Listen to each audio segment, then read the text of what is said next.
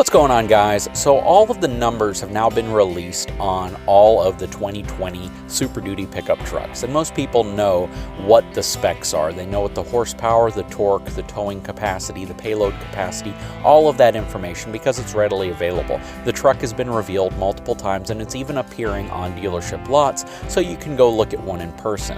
What people may not know are what some of the mechanical and cosmetic differences are between the outgoing 2019 truck and the new 2020 truck. So I wanted to take a moment and make a quick video showcasing the two trucks side by side, a 2019 F350 dually next to a 2020 F350 dually, to show you what some of those cosmetic differences are, some of the subtle ones and some of the more obvious ones, of course, as well as some suspension related differences that you may not know between the two trucks. So hang tight, I'll be right back.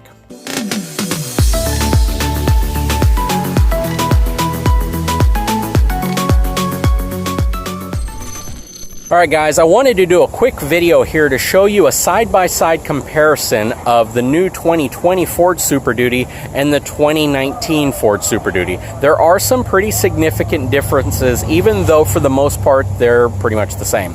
Probably one of the most significant differences between the two trucks is now that the back end of the new Super Duty sits roughly 2 inches lower than the outgoing 19 model. And that was made to make easier access as well as better bed height to overhang clearance if you're going to be towing a trailer. So you can actually tell between these two trucks that this white one, which is a 19, sits slightly higher than this 20 model. And it's about 2 inches. So that is actually going to come in really handy whenever you're towing your larger trailers. And in reality, it's simply the way they set up the suspension.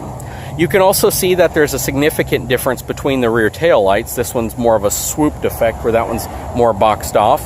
You can see they've changed how they've placed the Ford emblem. It's smaller and it's placed above the Super Duty emblem, where the Super Duty is right in the center of the tailgate. On this one, it's at the bottom of the tailgate with a much larger Ford emblem.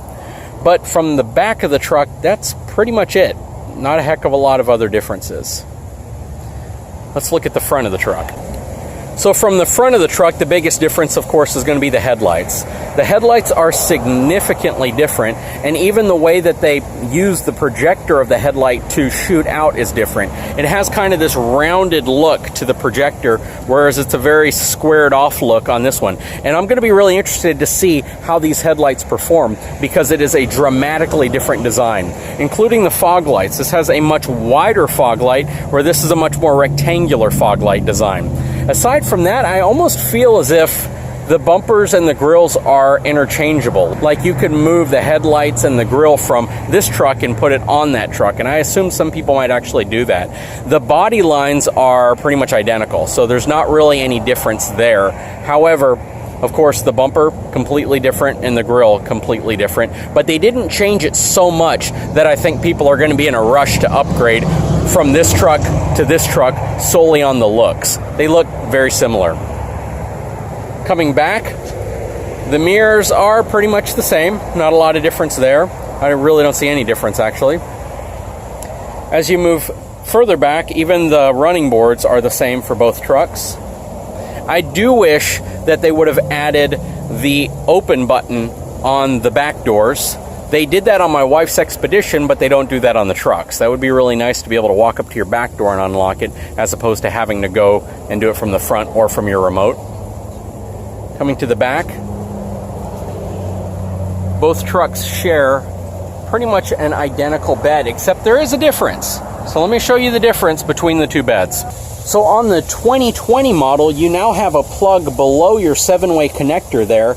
I'm not 100% sure what that is used for. I imagine it's probably your camera connection if you're going to be hauling a fifth wheel or something else behind you that has a rear camera. But you do have a second plug below the 7-way. It's going to be interesting to see what that's used for. And on the 19 model, you see it has a standard 7-way connection. So again, I really want to find out what that plug is used for in that truck, because I don't honestly know. From a suspension perspective, you still have your 4 leafs with 1 small overload leaf. Moving to the 19, you have your 4 leafs with 1 small overload leaf. Let's take a look at the axle so we can see if the spacer is different. Alright, so we are underneath the 19 model, and it looks to be about a 2-inch spacer above the axle. You can see where the little bracket comes out right there for your bump stops. Let's take a look at the 20 model. And there's your difference. So this has a spacer that's only about a half an inch. There is no bracket for your bump stop, and the bump stop essentially makes contact with the top of the axle tube. So that is your difference in ride height. They simply went to a shorter spacer on the 2020 model versus the 2019 model. And the front also appears to be slightly shorter. So from this angle, which is level at the top of the tire, you can see 1, 2, 3 of your spring rings coming around. Whereas if you look at the top of the 2019 model, you see 1, 2, 3, and then you can see part of the fourth, which would make the front about an inch taller on the 2019 model versus the 2020 model. So yeah, guys, that's pretty much it. Not a heck of a lot of difference. Some of the differences are pretty minor in terms of the 2020 having a slightly shorter suspension. Some of the differences are slightly cosmetic, like the lights on the back and the front. But overall, they're two very similar trucks. I don't think I need to upgrade to the 2020 because it's pretty much the same, and I'll be driving one soon to see what I think about it. Anyways, guys, I hope you enjoyed this short video. If you haven't had a chance, please take a moment, subscribe to my channel, give me a thumbs up. We'll talk to you again very soon.